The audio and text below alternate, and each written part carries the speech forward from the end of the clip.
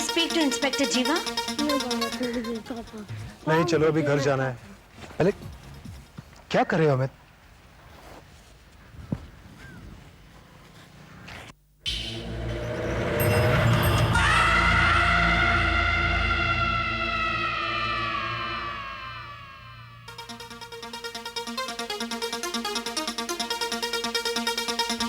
तुम्हें चोर पुलिस खेलना है? हाँ। तो चले चोर पुलिस खेलते हैं। अभी हमारे पीछे पुलिस आ रही है, ठीक है? लेकिन हम भाग जाएंगे, खूब तेज भागना, ठीक है? चलो।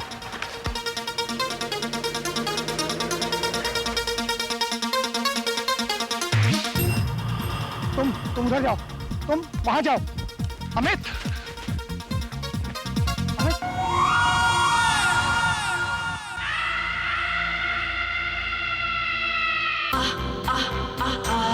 नफरत है, नफरत है, नफरत है।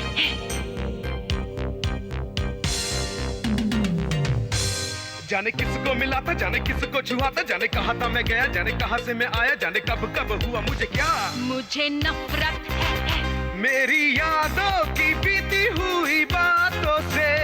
मुझे नफरत है उन आधी अधूरी मुलाकातों से।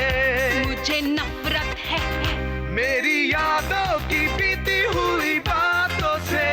मुझे नफरत है उन आधी अधूरी मुलाकातों से। क्या हुआ?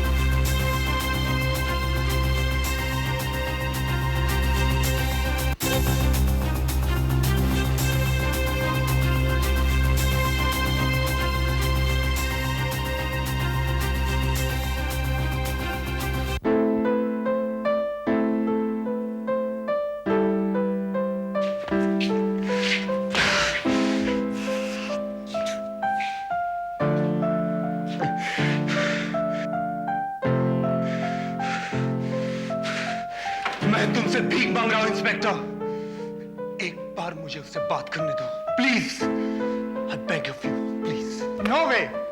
एक बार मैंने तुम पर भरोसा किया और उसका अंजाम मैं देख चुका हूं। दोबारा ऐसी गलती मैं हरगिज़ नहीं करूंगा। देखो, मैं तुम्हारे पांव पड़ने के लिए तैयार हूं। I promise. मैं कोई होशियारी नहीं करूंगा, इन सलाखों के पीछे कैद रहूंगा। बस एक बार मुझे उससे बात करने दो, एक बार। ओके। हेलो अमित, बेटा कैसे हो तुम? पापा, जब से मिला है आपकी बहुत याद आ रही है। बेटा मुझे भी तुम्हारी बहुत याद आ रही है, लेकिन क्या करूं, पुलिस ने मुझे पकड़ लिया है। मैंने तुमसे कहा था ना, अगर तुम मुझे पापा बोलोगे तो तुम्हारी मम्मी बहुत नाराज हो जाएगी। देखो ना, तुम्हारी मम्मी ने मुझे जेल में बंद करा दिया है। हेलो पापा, पापा। तुम सरिता के खिलाफ उसे भड़काने से बाज नहीं आओगे। इंस्पेक्टर प्लीज, हेलो पापा, पापा। Please let me talk. I said no. Please inspector, no. हवलदार, वो तुम्हारे पापा नहीं है, सुना तुमने? वो तुम्हारे पापा नहीं है, वो कुछ भी नहीं है। खबरदार जो दोबारा उसे पापा कहा तो। वो मेरे पापा है, मैं उनको पापा कहूंगा। वो मेरे पापा है। Amit,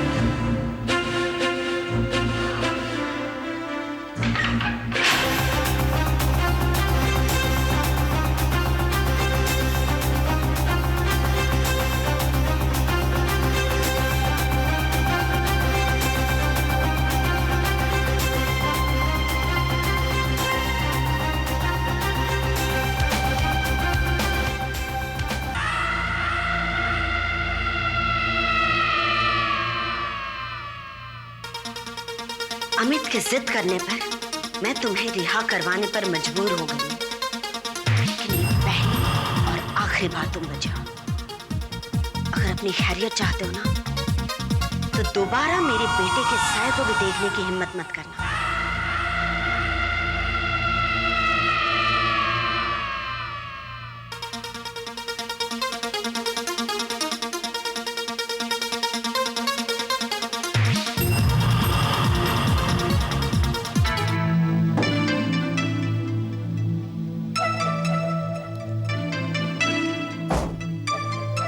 hello Dabur junior.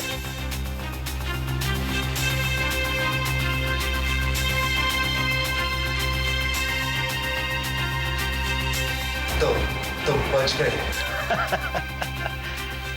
बिल्कुल ठीक समझे मेरे दोस्त, लेकिन शायद तुम एक बात ठीक ढंग से नहीं समझ पाए।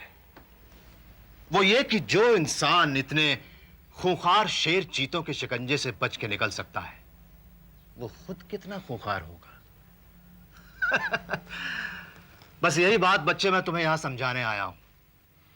यार तुम तो मुझे वहां उस सुनसान जंगल में छोड़कर चले आए थे, लेकिन मैं तुम्हें ऐसी जगह पहुंचाना चाहता हूं जहां शेर और चीते नहीं रहते हैं, सिर्फ देवी देवता वास करते हैं।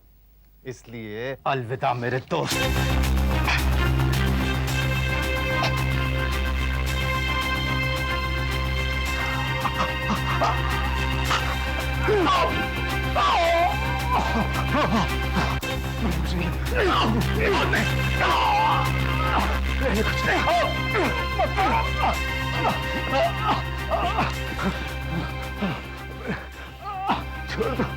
अब तुमने मेरी बात नहीं मानी तो मेरी अभी कोई बात सुनने के लिए नहीं बचोगे, समझे?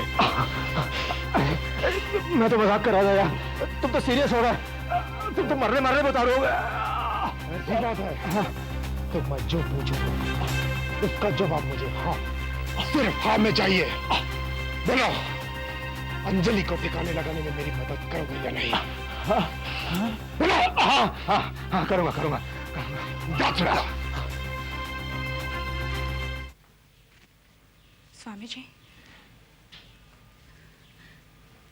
आश्रम में रहकर मैंने अपने आप को समेट तो लिया है, लेकिन मुझे मेरे जवाब अब तक नहीं मिले।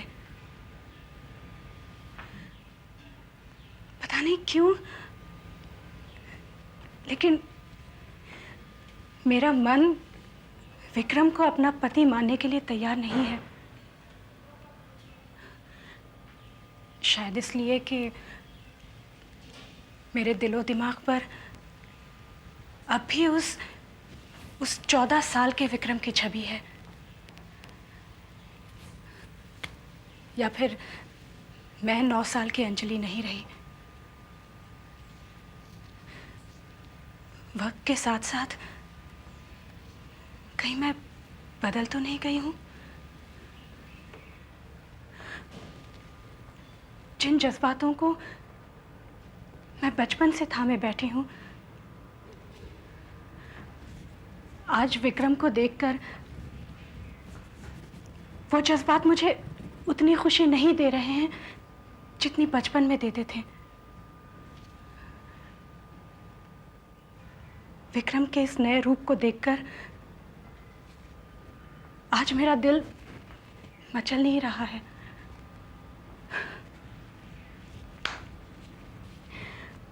मैं घर वापस तो जा रही हूं, लेकिन इस उलझन के साथ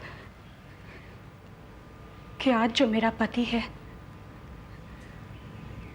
वो शायद मेरा मनमीत नहीं, शायद मेरी तलाश अब भी जारी है।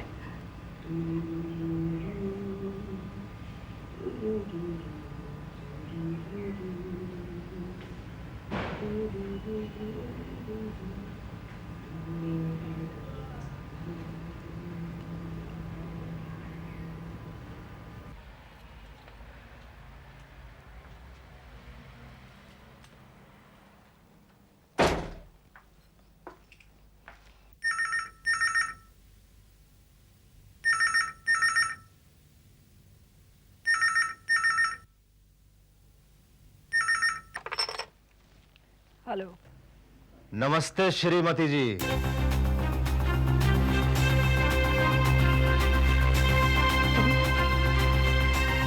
तुम्हें मेरा पता कैसे चला? तुम्हारी बू सूंघ। वो कहते हैं ना, जब कुत्ते के हाथ से उसका शिकार निकल जाता है तो वो उसकी बू सूंघकर अपना शिकार फिर से पकड़ लेता है, और खासकर वो बू जब खुशबू न होकर बदबू हो। क्या चाहते हो तुम? ब्लैकमेल। मैं सिर्फ तुम्हें ब्लैकमेल करना चाहता हूं श्रीमती जी। Now just come to the point. और ये श्रीमती जी की रट लगाना बंद कर दो। अंजलि, ये श्रीमती जी की रट मैंने नहीं, तुमने लगा रखी है। जब तुम विशाल की पत्नी न बन सकी तो तुम किसी दूसरे आदमी की पत्नी बन बैठी अपना लालच पूरा करने के लिए। क्या मैं पूछ सकता हूं ये नया शौहर कितने दिन का मेहमान है? कान खोलकर सुन लो प्राणनाथ, विक्रम विशाल नहीं है, वो सचमुच मेरा पति है। धर्म के मुताबिक हम दोनों की शादी हो चुकी है। अच्छा, क्या बात है। आजकल बहुत धर्म की बातें करने लग गई हो, हाँ? इससे पहले तुम किसी दूसरे आदमी की पत्नी थी तो वो तुम्हारे धर्म को मंजूर था क्या? अंजलि, धर्म की बातें उसी को शोभा देती हैं जो शर्म की बातें करते हैं, समझी? और साथ में तुमने अपना एक साइड ट्रैक भी खोल रखा था, अमर के बच्चे की मां बनने वाला। तो क्या ये बात तुम्हारे पति को मालूम है? वैसे अगर नहीं मालूम है तो कोई प्रॉब्लम की बात नहीं है, मैं उसे बता दूंगा। I mean it. अगर तुमने मुझे 70 लाख रुपए नहीं पहुंचाए अंजलि, तो मैं ये दुखड़ा रोने के लिए तुम्हारे पति के सामने मजबूर हो जाऊंगा। तुम उसे कुछ नहीं बताओगे। इससे पहले कि तुम्हारा जहरीला पंजा मेरे घर पर पड़े, मैं खुद विक्रम को सब कुछ बता दूंगी। 70 लाख रुपये तो क्या, तुम्हारे हाथ में 70 पैसे भी नहीं पड़ेंगे। Just get lost. तुम आ गई अंजलि?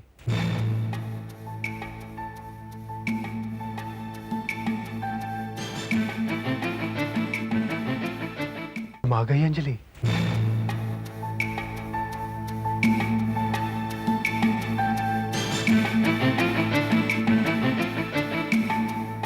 मैं हर पल तुम्हारे इंतजार में तुम्हारी नाम की माला जप रहा था।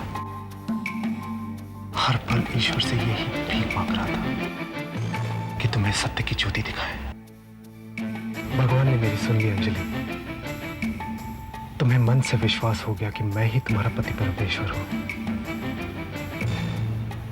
मैं ही तुम्हारा प्राण प्रिय हूं, मैं ही तुम्हारा जीवन साथी हूं, स्वामी हूं, मैं ही तुम्हारा प्राणनाथ हूं। अब मुझे और मत तड़पाओ अंजलि, मुझे तुम्हें अपनी बाहों में कैद कर लेने दो। विक्रम, आगे नहीं बढ़ना, तुम्हें मेरी कसम। ये क्या कह रही हो अंजलि? विक्रम, ये सच है कि मैं लौट आई हूं, लेकिन मेरे करीब आने के लिए तुम्हें कुछ दिन मुझसे दूर रहना होगा। हमारे रिश्ते में आइंदा से उथल पुथल ना हो, इसलिए स्वामी जी ने मुझे 1 महीने का व्रत रखने के लिए कहा है, जिसके मुताबिक 1 महीने तक तुम मुझे छू नहीं सकते। ये हमारे प्रेम की कैसी परीक्षा है अंजलि? इस 1 महीने के बाद भी अगर तुम्हें मुझसे इतना ही प्यार रहा, तभी मैं मान पाऊंगी कि तुम मेरे पति हो। और इस बीच अगर तुम्हारा दिल किसी के साथ जुड़ गया। बस करो अंजलि, तुम जानती हो मैं तुम्हारे बगैर किसी और का नाम भी लेना पाप समझता हूं, बल्कि मुझे डर है तुम किसी और की तरफ ना खींचने लगो। क्या हुआ अंजलि? विक्रम, मुझे तुमसे कुछ कहना है। हाँ बोलो। वो बोलो। बात यह है कि डरो मत अंजलि, जो कहना कह डालो। बस इतना याद रखना, अगर मुझे कभी पता चला कि तुम्हारी जिंदगी में मेरे अलावा एक पल के लिए भी कोई और है, तो ना मैं खुद जिंदा रहूंगा ना तुम्हें जिंदा रहने दूंगा।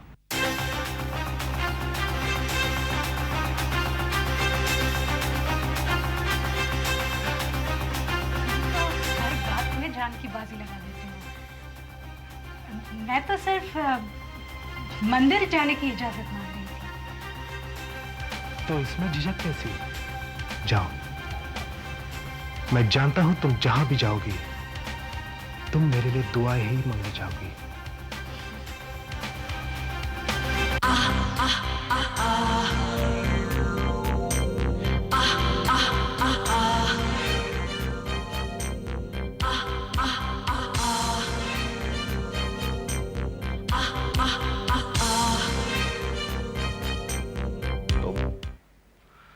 तुम्हें यहाँ अकेली नहीं आना चाहिए था अंजलि। विक्रम को ये बात गवारा नहीं होगी। जानती हूँ विक्रम को मुझे किसी भी पराये मर्द के साथ देखना गवारा नहीं होगा, और इन्हीं हालातों से बचने के लिए मैं तुम्हारे पास आई हूँ। अमर, आज मैं तुम्हारी प्रेमिका नहीं बल्कि एक दोस्त की हैसियत से आई हूँ। जहाँ जमाने ने मेरी मजबूरी का नाजायज फायदा उठाया,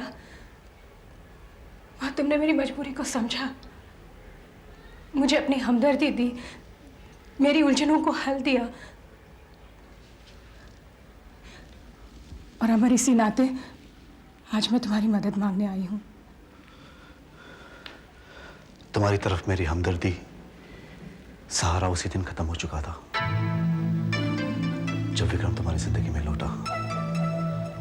अब तुम्हारी हर उलझन का हल तुम्हें विक्रम से मांगना होगा। अमर, तुम नहीं जानते, अगर मैंने विक्रम को इसमें शामिल किया तो मेरी उलझनें घटेंगी नहीं बल्कि 4 गुना और बढ़ जाएंगी। मैं कुछ नहीं जानना चाहता अंजलि। अब तुम्हारे सुख और दुख पर सिर्फ विक्रम का हक है। अंजाम चाहे अच्छा हो या बुरा, तुम्हारे हर उलझन पर अब विक्रम का हक है। तुम्हारी कोई मदद नहीं करना चाहता। Good bye. नहीं अमर, तुम मुझे इस तरह नजरअंदाज नहीं कर सकते। मुझे छोड़ दो अंजलि। अमर प्लीज, इस वक्त मैं बिल्कुल अकेली हूँ। तुम अकेली नहीं हो, तुम्हारे साथ विक्रम है। अमर, इस वक्त मेरे सारे रास्ते सिर्फ तुम्हारे ही दरवाजे पे जा। बस करो अंजलि, बस करो। क्यों मेरा जीना मुश्किल कर रही हो? जब मैं तुम्हें बुलाना चाहता हूँ, क्यों बार बार मुझे मिलना चाहती हो?